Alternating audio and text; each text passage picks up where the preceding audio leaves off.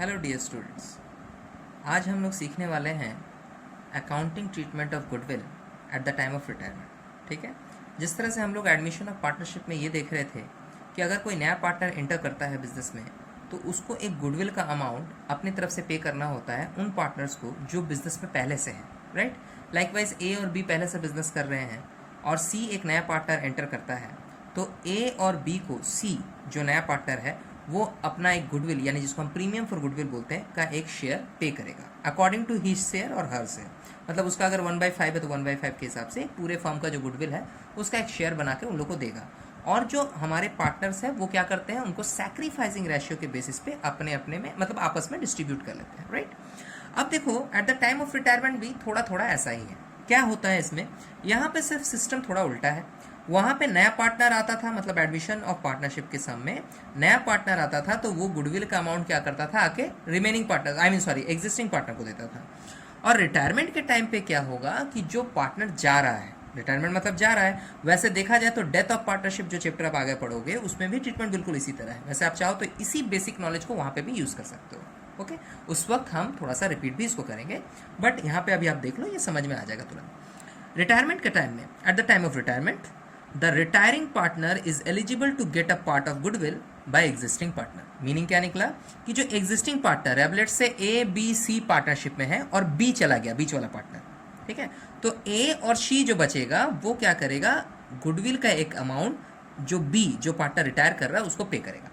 ठीक है, अच्छा अभी क्या है, ये मैंने बताया कि ये सिस्टम क्या होता है कि eight the time of retirement retiring partner को एलिजिबिलिटी है, एलिजिबिलिटी में उसको मिलना है ही, उसको मिलता है, राइट है उसका, to get a part of goodwill, एक पार्ट ऑफ गुडविल। अब पार्ट ऑफ गुडविल मैं इसलिए बोल रहा हूँ क्योंकि उसके रेशियो के हिसाब से मिलेगा, पूरे फर्म का लेके तो वो जाएगा नहीं, राइट, बाय एग्जिस्टिंग पार्टनर जो रह गए हैं।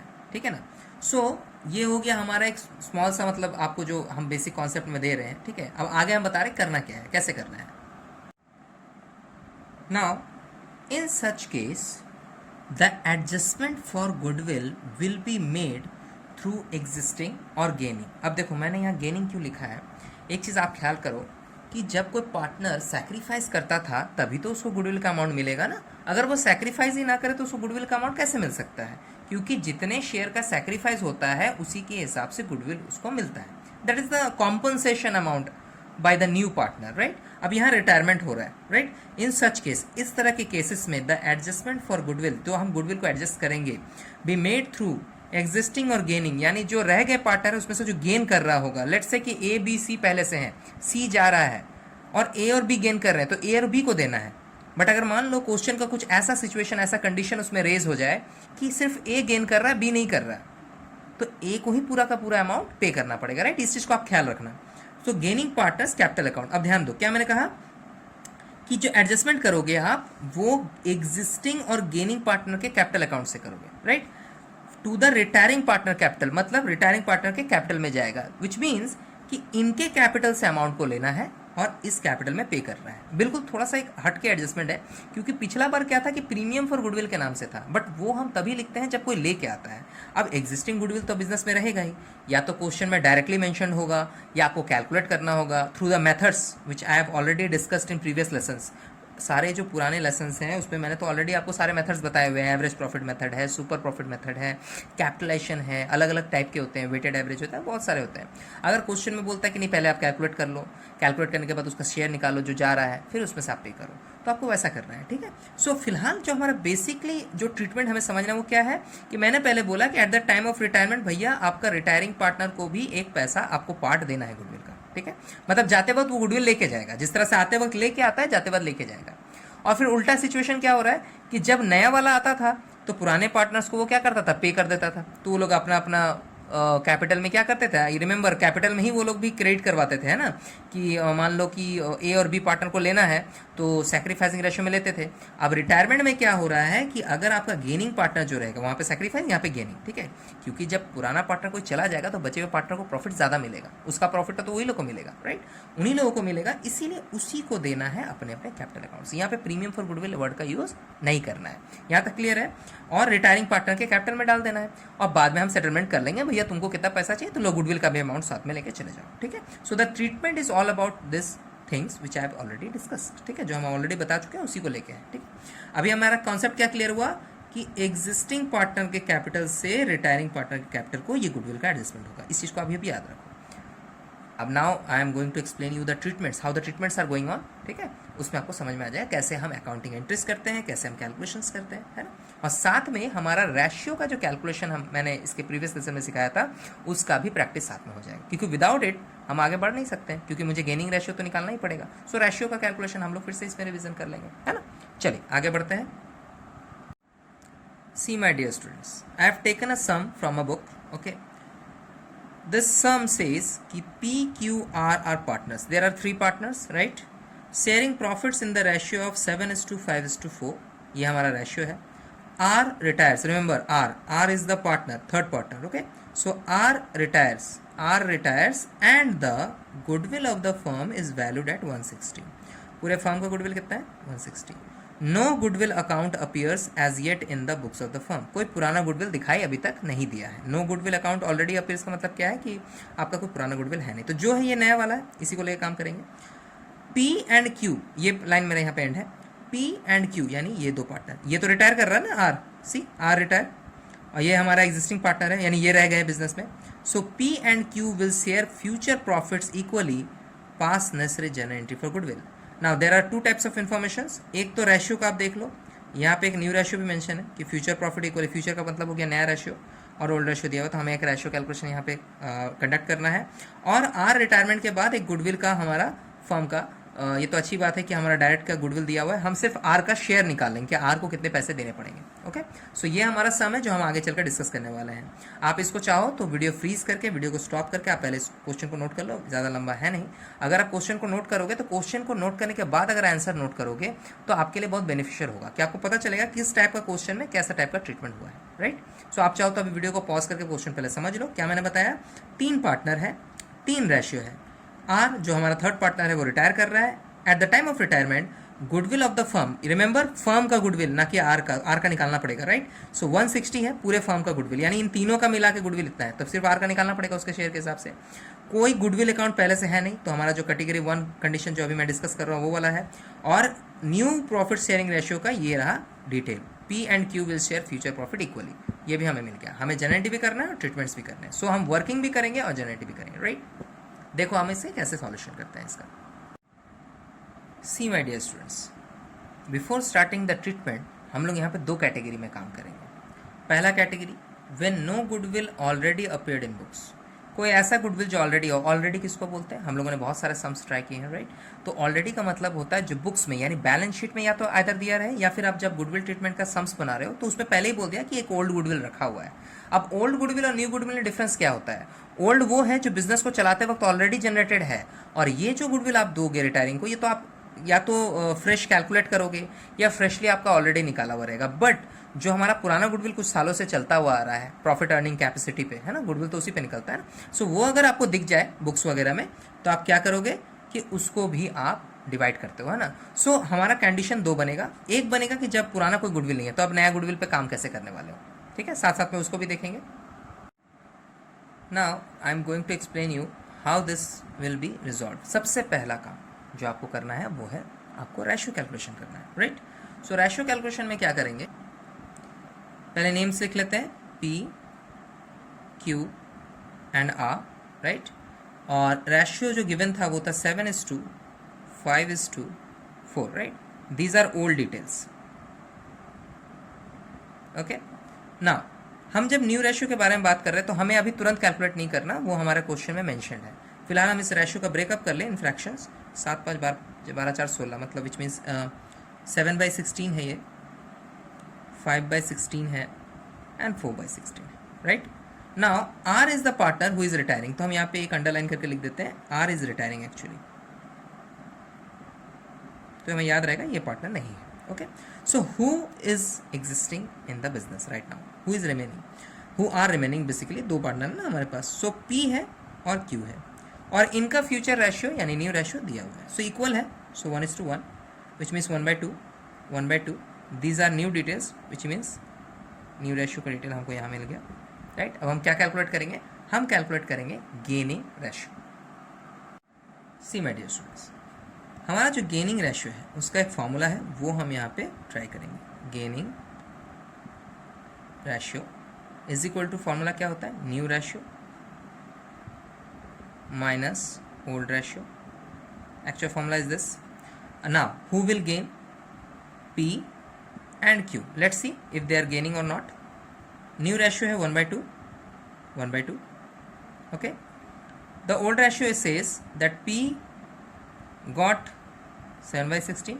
वो पहले उसको ये मिलता था, and Q got 5/16. अब हम देखते हैं LCM कितना हो रहा है। LCM हमारा I guess 16 ही आ रहा है, right? So 8 minus 7 and 8 minus 5. The ratio has come 1/16 and 3/16. Okay. So अब हमारा ये फाइनली गेनिंग रेशियो आ गया है, तो हम चाहें तो इसका डिनोमिनेटर इग्नोर करके 1:3 विच मीन्स 1/4 3/4 भी हम ले सकते हैं। ओके, मैं इसको सर्कल कर देता हूँ। Okay, so this is the gaining ratio. अभी हम क्या करेंगे, हम गुडविल का एक शेयर निकालेंगे। क्योंकि पूरे फर्म का गुडविल मेंशन्ड है, तो आर का शेयर निकाल के उसको इन दोनों पार्टनर के थ्रू हम गिवन, मतलब क्या बोलेंगे, ये दो पार्टनर अपने अपने गेनिंग रेशियो में उसको पे करेंगे। रिमेंबर कैसे पे करेंगे, मैंने थ्योरी बेस में बताया था। I have already discuss with you that कि एग्जिस्टिंग पार्टनर के कैपिटल से रिटायरिंग पार्टनर के कैपिटल में ये एडजस्टमेंट होगा, यानी वो लोग अपने कैपिटल अकाउंट से पे करेंगे इस सामने वाले को, किसको, आर को, राइट। चलिए देखते हैं। नाउ सी, पहले तो हम ये लिख लेते हैं कि गुडविल ऑफ द फर्म क्या है। Goodwill of the firm is given as ₹1,60,000, right. ये ऑलरेडी गिवन है, so I do not need to calculate it. मुझे इसको कैलकुलेट करने की ज़रूरत नहीं है। मुझे जो कैलकुलेट करना, what I already need, what I need that R share कितना है, आर को कितने पैसे चाहिए। So R share of goodwill 1,60,000 into उसका शेयर था पहले 4/16। इफ़ यू हैव फॉरगॉट तो आप रेशियो चेक कर लो वीडियो को बैक करके, ठीक है, आपको दिखेगा कि 4/16 जो है उसका रेशियो था। Now what will be the answer, answer will be that the R will get 40,000 as his share of goodwill. Okay, so अगर 40,000 हिज शेयर ऑफ गुडविल होगा तो ये 40,000 वो अकेला तो नहीं लेगा ना किसी से। इस 40,000 का डिस्ट्रीब्यूशन करने के लिए आपको पी और क्यू पार्टनर को लेना होगा, और ये दोनों इसको पे करेंगे अपने अपने गेनिंग रेशियो से, राइट। अब कैसे पे करेंगे भैया, पी का आया था 1/4 एंड क्यू का आया था 3/4। The amount will be distributed on base of this ratio. Okay, so 10,000 will be given by P's capital and 30,000 will be given by Q's capital. This is the answer. Okay, so अभी हम लोग और आगे बढ़ेंगे। So my dear students, अब हम क्या करेंगे, हम एंट्रीज पास करेंगे, राइट। जनरल एंट्री सीख रहे हैं। नाउ मैंने बताया था कि यहाँ पे जब रिटायरमेंट हो रहा है तो आपका एडजस्टमेंट किस तरीके का है कि जो पार्टनर्स गेन करेंगे, यानी हमारे जो एग्जिस्टिंग पार्टनर है, बट रिमेंबर गेनिंग वाले पार्टनर है, तो यहाँ पे तो दोनों गेन करें, कोई प्रॉब्लम नहीं है। जो पार्टनर गेन करेंगे वो अपने कैपिटल अकाउंट से जो रिटायरिंग पार्टनर है ना, जो रिटायर कर रहा है, जैसे आर रिटायर कर रहा है, सो पी और क्यू जो पार्टनर गेन कर रहे हैं वो आर को पेमेंट करेंगे। कैसे करेंगे, देखो, जिनको पेमेंट करना है उनका कैपिटल अकाउंट ऑब्वियसली डेबिट में जाएगा क्योंकि उनका अकाउंट तो रिड्यूस करेगा, ठीक है। सो हम लिखेंगे Ps capital account debit, okay, Q's capital account debit to R's capital account, right? So P's capital account में P को कितना अपना शेयर देना पड़ेगा, 10,000, Q will give 30,000 and the wholesome amount of goodwill will be credited in R's capital which is 40,000 as I already done, right, जो हमने already कर लिया है कि 40,000 ही पे करना है, ठीक है। अब एक बार आप जनरल एंट्री को और वर्किंग को आपने चेक करो। See my dear students, P and Q 10,000 and 30,000 ये होलसम होके 40,000 का जो अमाउंट जो आर को देना है वो देना था। आप नीचे एंट्री चेक करो, this is the entry, P's capital account 10,000, ये रहा P, Q's capital account 30, right, and R को दोनों का जोड़ के आपको 40 पे करना था, ठीक है। सो R को आपने क्या किया कि 40,000 यहाँ पे पे कर दिया, रिमेंबर। सो ये हमारा हो गया कैटेगरी 1 जहाँ पे कोई ओल्ड गुडविल नहीं है, ठीक है। सो हम लोग बेसिकली सीख गए कैसे हमें करना है। रिमेंबर यहाँ पे कोई कैश बैंक की बात नहीं होगी, प्रीमियम फॉर गुडविल की बात नहीं होगी। जो आपका गेनिंग पार्टनर है उसी का कैपिटल को डेबिट करना है और रिटायरिंग पार्टनर के कैपिटल को एड करना है। The basic concept is this, okay. हम एक नरेशन भी यहाँ पुट करते हैं, क्या नरेशन होगा यहाँ पे? The narration will be being retiring partners share of goodwill is adjusted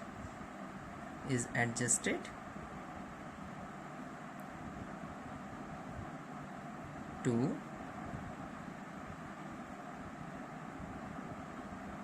remaining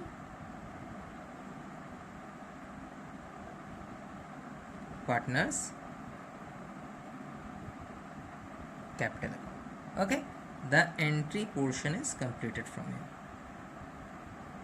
okay. So this is the base कि आपको कैसे करना है। अभी हम क्या करेंगे, कैटेगरी 2 में करेंगे। उसमें देखेंगे कि अगर अपीयर होता है ओल्ड गुडविल तो उसको भी साथ में ट्रीट करते हैं। वैसे जो मुझे एक्चुअली जो बताना था इसमें वो मैं बता चुका हूँ कि आप कैसे नए गुडविल को ट्रीट करते हो। अभी हम फिर से एक बार प्रैक्टिस कर लेंगे तो फिर से समझ में आ जाएगा, राइट। चलिए बढ़ते हैं आगे। नेक्स्ट कैटेगरी हमारा जो है केस नंबर 2, ठीक है, जिसमें आप ओल्ड गुडविल को भी साथ में ट्रीट करेंगे, क्योंकि रिटायरिंग पार्टनर को ओल्ड गुडविल पे भी एक काम करना पड़ता है, right.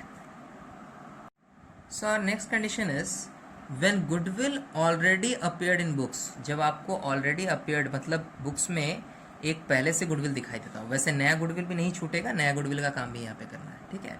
Let's see how the questions are made, कैसा क्वेश्चन आपको दिखाई देगा। See my dear students, illustration 8 says that A, B, C are partner sharing in the ratio of 3:2:1। A, B, C partner है, 3:2:1 ratio as the information are given already. उसके बाद बोला जा रहा है कि goodwill is appearing in the books at the value of 24,000। ये जो अपेयरिंग वाला वर्ड है यही आपका इंपॉर्टेंट है ओल्ड गुडविल को समझने के लिए। अगर क्वेश्चन में ओल्ड गुडविल है तो अपियरिंग वर्ड जरूर मेंशन किया हुआ रहता है। अब अपियरिंग का मतलब आपको दिख रहा है कि वो पहले से है, मतलब ना कैलकुलेटेड है ना अलग से आप निकाले हो, कुछ नहीं। Goodwill is appearing in the book of value of 24,000, this is the old goodwill, right. This is the new information added to the question. B retire, so हमारा बीच वाला पार्टनर रिटायर कर रहा है, B retire, okay. And on the day of B's retirement goodwill is valued 60। B के retirement के time में goodwill कितना है, 60। सो ऑलरेडी अपेयर वाला है ओल्ड गुडविल एंड जो at the time of retirement दिख रहा है वो है new goodwill, clear. A and C decided to share future profits in the ratio of 3:2। चलो हमारे पास एक न्यू रेशियो का भी है कि बी के जाने के बाद ए और सी बचते हैं, बी तो चला जाएगा, बी जो पार्टनर है हमारा रिटायर कर रहा है ना, बी रिटायर कर रहा है। सो हमारा ए और सी बच रहा है और ए सी अपना फ्यूचर प्रॉफिट बांटेंगे 3:2 में, राइट। पास नेसेसरी जनरेटिव। क्वेश्चन बड़ा सिंपल है, सिर्फ एक इन्फॉर्मेशन एडेड है ओल्ड गुडविल का। सो न्यू गुडविल का ट्रीटमेंट तो एज इट इज ही करेंगे जो अभी हम लोग सीख रहे थे, राइट। बट ओल्ड गुडविल को भी साथ में लेके चलना है। तो याद रखना है इसका स्टेप ये है, ऑर्डर ये है कि स्टेप 1 में हम सबसे पहले ओल्ड गुडविल का ट्रीटमेंट करते हैं, बाद में नए वाले का ट्रीटमेंट करते हैं, ठीक है। तो सबसे पहले 24,000 का सेटलमेंट करेंगे, उसके बाद 60,000 का ट्रीटमेंट करेंगे, ओके। सबसे पहले तो हम लोग कैलकुलेट करेंगे, okay. See my dear students, A, B and C, 3 partners having the ratio of 3:2:1. The ratio will be 3/6, 2/6 and 1/6. So these are old details, okay. No problem is there, okay. Now the new profit ratio is given which is said as future profit ratio. Future profit ratio का मतलब क्या होता है कि आपका जो new profit sharing ratio है वो मेंशन्ड है। अब हमारा बी जो है रिटायर कर रहा, तो मैं यहाँ पे नीचे में लिख दे रहा हूँ बी इज रिटायरिंग। सो ए और सी के बीच में हमारा रेशियो बनेगा, राइट। सो ए और सी के बीच में रेशियो जो है वो क्वेश्चन में ऑलरेडी मेंशन था कि ये 3:2 रहेगा, ओके। क्वेश्चन में मेंशन था, मैं अपने मन से नहीं लिख रहा हूँ, राइट। 3/5 एंड 2/5।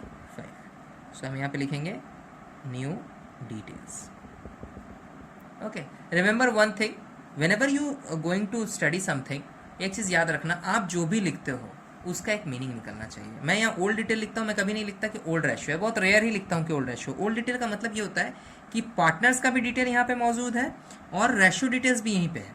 उसी तरह न्यू डिटेल्स का मतलब है कि ए और सी नए पार्टनर्स है, यानी या फिर आप बोल सकते हो एग्जिस्टिंग या रिमेन पार्टनर्स है, या फिर हमारे नए फर्म के पार्टनर्स है और उनका नया रेशियो ये है। तो न्यू डिटेल्स में पूरा डिटेल्स यहाँ पे है, राइट। सो इस तरह से मैं इसको मेंशन कर रहा हूँ। ऐसा नहीं कि सर आप रेशियो क्यों नहीं लिखते, भैया रेशियो नेम सब एक जगह है, इसीलिए हम ओल्ड डिटेल्स और न्यू डिटेल्स वर्ड्स यूज करते हैं। So old detail and new detail. Let's see कैसे क्या कैलकुलेट करेंगे। सबसे पहले क्या कैलकुलेट करते हैं, गेनिंग रेशियो, ऑफ कोर्स। चलिए देखते हैं गेनिंग रेशियो क्या है। Now see dear students, we will calculate now gaining ratio, right? And gaining ratio formula is already given, जो कि मैंने पिछले आपका सम में भी डिस्कस किया था। गेनिंग रेशियो का फॉर्मूला क्या है, formula is new ratio minus old ratio, right. Now a new ratio is 3/5 and the old ratio was 3/6. The partner C will get 2/5 in future profit, but was taken 1/6, I guess. Yes, 1/6. So the LCM will be 30, 6 3s are 18, and 5 3s are 15, 6 2s are 12, and 5. I guess the ratio is correct. Okay. The answer will come 3/30 and 7/30. No, sorry.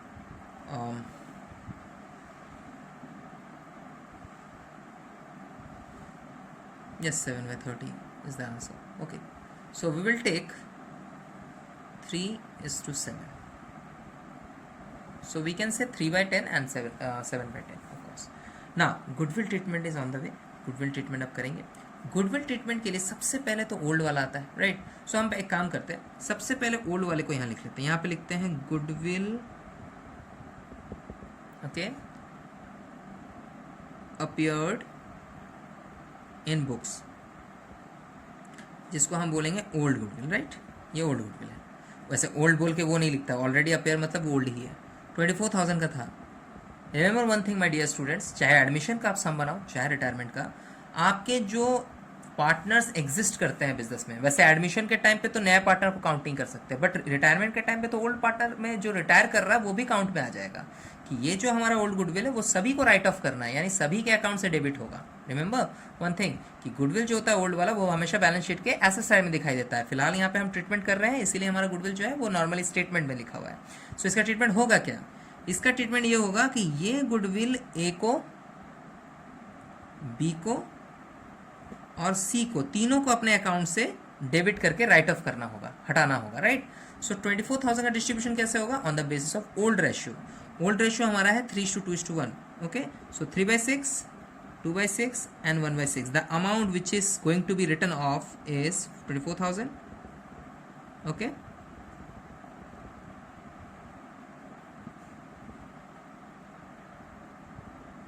$12,000, 8,000 and 4,000, okay. So 20 and 4, 24,000 का distribution हो गया। अब साथ में क्या करेंगे कि हम नए वाले गुडविल का भी कैलकुलेशन यही कर लेंगे, ठीक है। नाउ सी, जो हमारा न्यू गुडविल है, या फिर हम इसको बोल सकते हैं eight the time of retirement, वो क्वेश्चन में मेंशन है 60,000, राइट। इसमें से हम क्या करेंगे, सबसे पहले retiring partner which means B का शेयर निकालेंगे। सो बी का जो शेयर हो जाएगा वो हो जाएगा आपका 60,000 जो फुल अमाउंट है इंटू 2/6, ओके। सो ये आ रहा है हमारा 20,000 का। सो बी को कितने पैसे मिलने चाहिए, he is eligible to get 20,000 as he share of goodwill. So A and C will give on the basis of gaining ratio, gaining ratio के अकॉर्डिंग वो देंगे। सो ए का गेनिंग रेशियो था 3/10।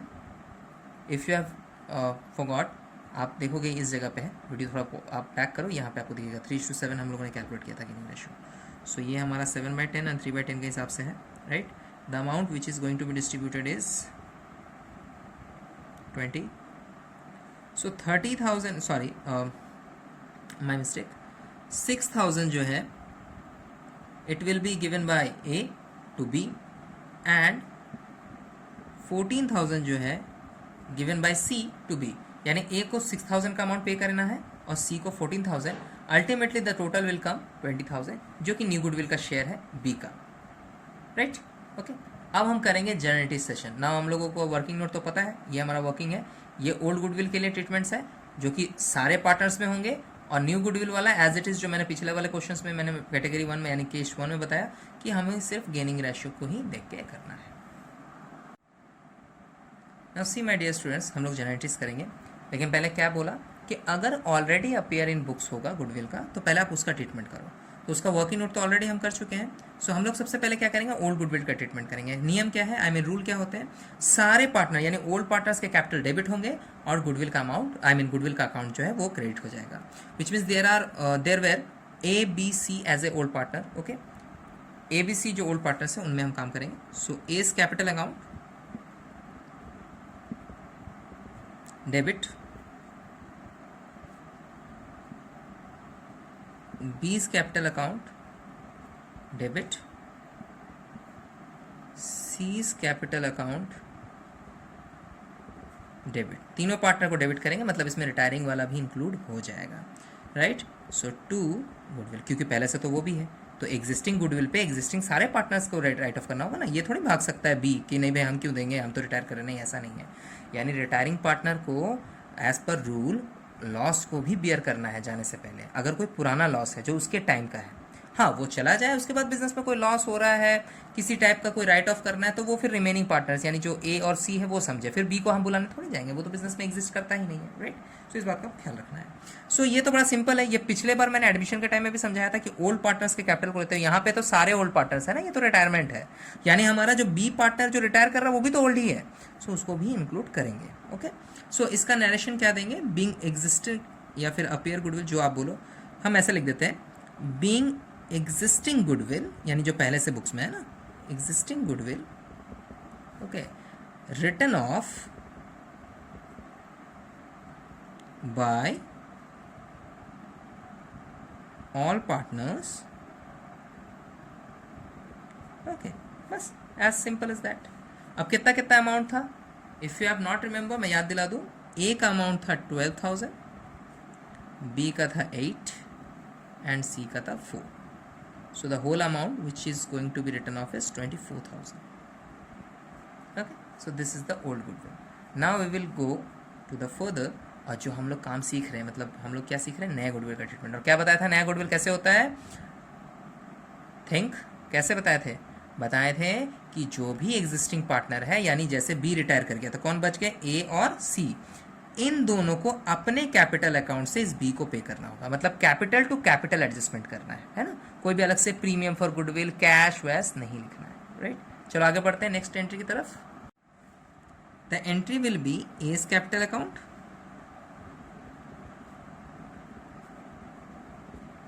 सीज कैपिटल अकाउंट, मतलब जो एग्जिस्टिंग पार्टनर है या gaining partner है उनको हम डेबिट में रखेंगे, and to B's capital account. Narration simple सा लिखेंगे, बीइंग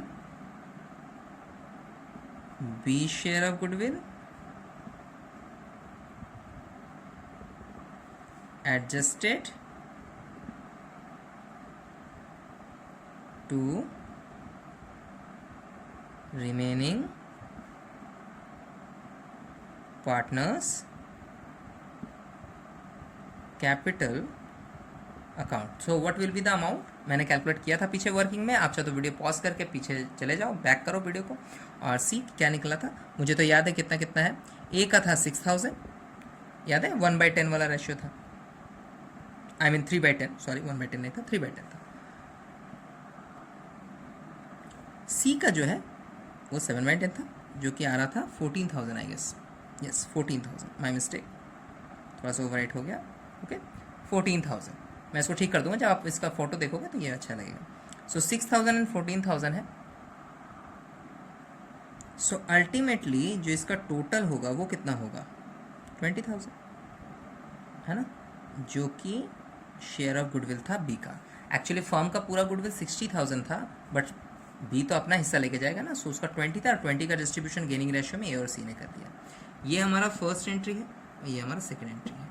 फर्स्ट एंट्री में मैंने ओल्ड गुडविल को राइट ऑफ कर दिया, एंट्री वही सेम है जो हम लोग पहले भी सीखे, बस इसमें याद रखना है कि रिटायरिंग भी इंक्लूड हो जाएगा क्योंकि सारे ओल्ड है इसमें, है ना, क्योंकि ये रिटायरमेंट है। अब ओल्ड में से ही तो कोई उठ के जाएगा ना, नए में से कोई उठ के क्यों जाएगा। एंड ये जो हमारा ट्रीटमेंट है, this treatment says the new goodwill will be distributed as per this rules.